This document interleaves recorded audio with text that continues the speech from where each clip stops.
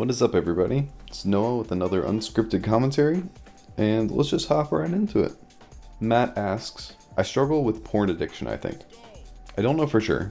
I'm finding it hard to pin down how bad it is. I'm not fully aware of the consequences or what it even does to me. I think knowing how it affects me and being aware of that will help. I think the word addiction makes things difficult sometimes. Addiction carries a lot of weight to it, and for some people that's very helpful. It's like a big warning sign. It's big flashing red light that says, stay away from this. This is dangerous. But sometimes the word addiction also feels like it's trapping you, that you can't escape it. If someone's addicted, then it's inescapable. It's going to be impossible. There's been a few people who have talked about this in the past about I think Jonathan Peugeot brings this up, talking about how his critique of Alcoholics Anonymous is that this identification with being an alcoholic, in one sense, can feel freeing, because you've diagnosed the issue, but in the other sense, can be enslaving. Like you are saying, this is me. You are taking on the identity, and there's no way out of that identity. Now, there's more into the literature there, and I think there's a lot more to it than that. But I do want to pick up that little piece of the addiction word can be difficult. It might be better to state, porn is bad. It's not good. It's not good for you. It's not good for the people involved. It's not a good industry, and I think that'd be the first step. And there are plenty of books about this. You can find a million. I'll try to link something in the description, and that might be helpful for you to start.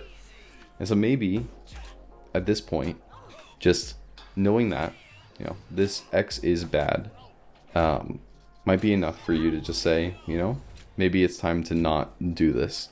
And if that's what you need, then go for it, man.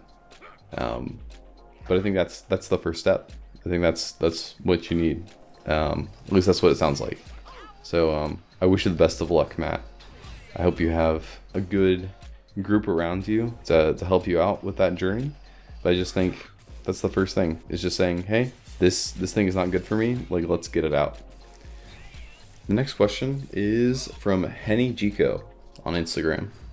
And he asks, what are your thoughts on Elon and race relations in America? I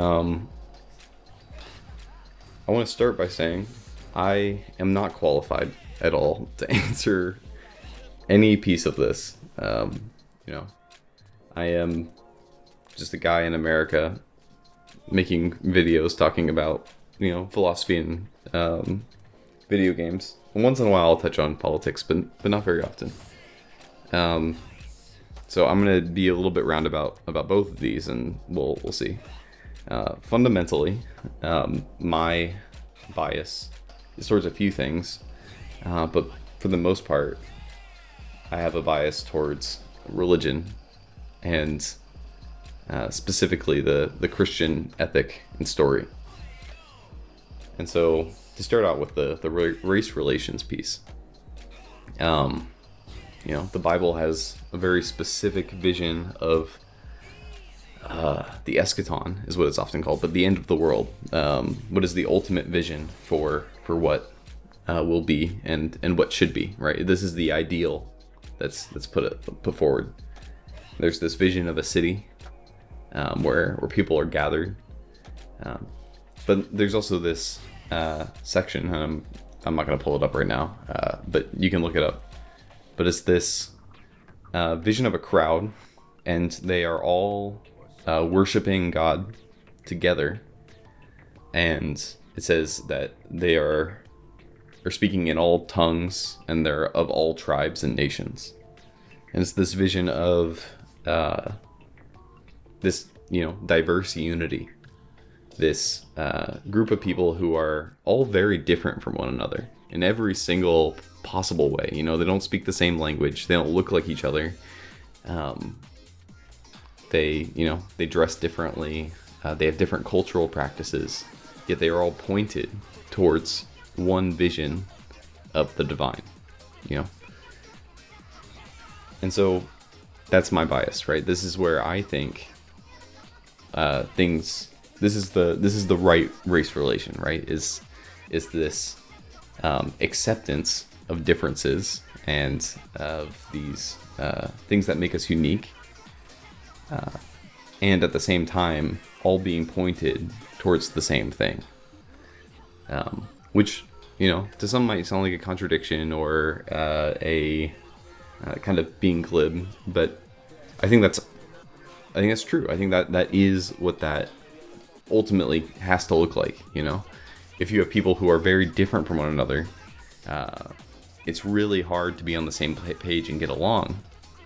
But if you're all pointed towards something good and beautiful together, and, you know, I have a bias towards religion, you know, you might have a bias towards something else, and maybe that's art or politics or something like that, you know. If you all have a similar goal, that's another way to bring people together.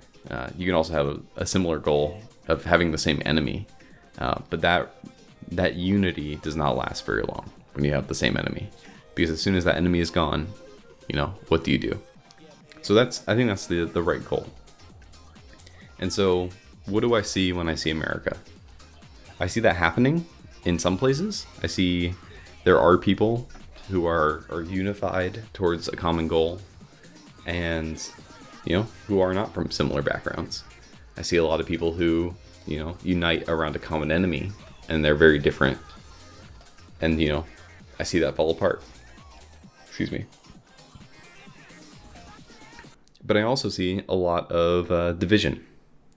And division that seems extremely manufactured by, you know, an economic system, but then also a media, you know, empire that derives all its value from ad revenue and clicks, and that fuels, you know, this system that wants to see people angry and take advantage of these kind of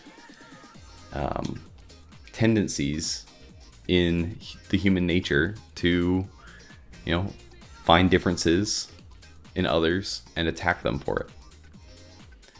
And so I look at, you know, recent news stories even of, you know, horrible things happening, and one side gets their hand on it and they say, you know, it's all these people's fault. And then it's the same on the other side. And it just drives this division more and more. And people feel more justified to do this divisiveness, seed this division, because, you know, the other side did it first. So why does it matter? So I found that very disheartening. But I do see little moments of hope.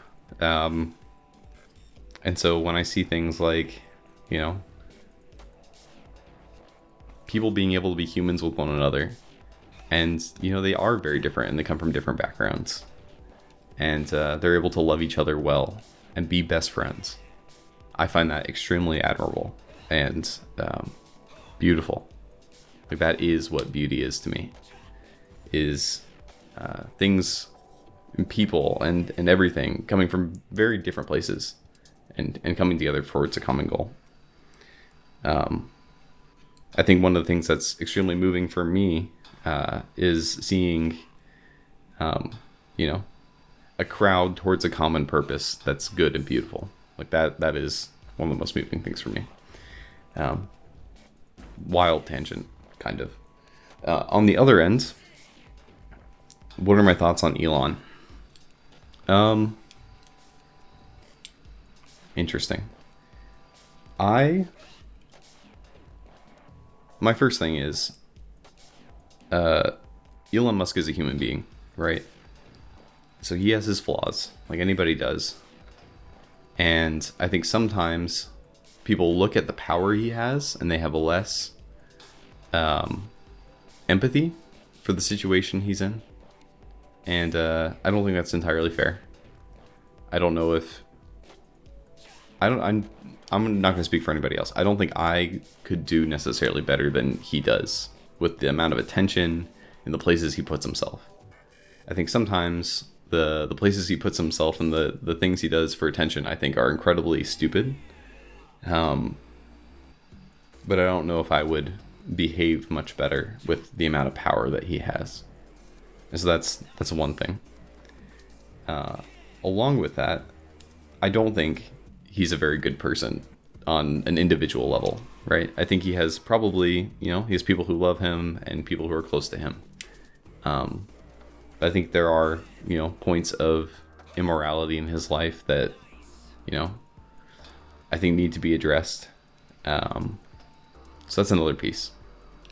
And so, like anybody, how do you hold these two things at the same time? How can you both say, I admire Elon for his ingenuity and his, the way he's run his businesses, as much as, you can say, that's somebody else's job. There's a reason why, he's involved with all this stuff, right? He's kind of been in the right place at the right time. I don't think it's luck entirely. I think, he does have something to offer.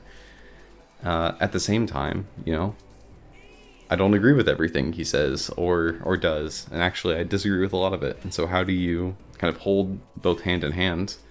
And kind of like in the last video, I talked about Kanye West. I feel a similar way. I can admire somebody's, genius artistic sense in some places and also recognize that, man, a lot of those things also lead him to horrible places. And so you just kind of have to hold both hand in hand and say, what, fully both, fully I can be frustrated and feel heartbroken for somebody, and then also, admire them in other places. And that doesn't really bother me too much. But these are my thoughts. I know they're not as inflammatory as people might want them to be. But, it's how I feel about all this. I hope to hear all your thoughts in the comments. I want to hear, what do you take away from this? Is this fair? All of that. I'd love to hear it. Before I forget, Henny Chico, the guy who asked this last question, you can find him on Instagram, I assume, is his name there. It looks like he makes music, so feel free to check him out if you're interested. I don't know him personally, but, I think it's worthwhile to see it. The little bit I've listened to has actually been pretty good. So, yeah, check that out. If you have a question, dear listener, go into the description, go to the form, the Google form, and fill it out. And your question might be answered. Even if it does have to do with porn and geopolitics and very unpopular political leaders of the modern day. Yeah, I hope to see you all later, and have an amazing day.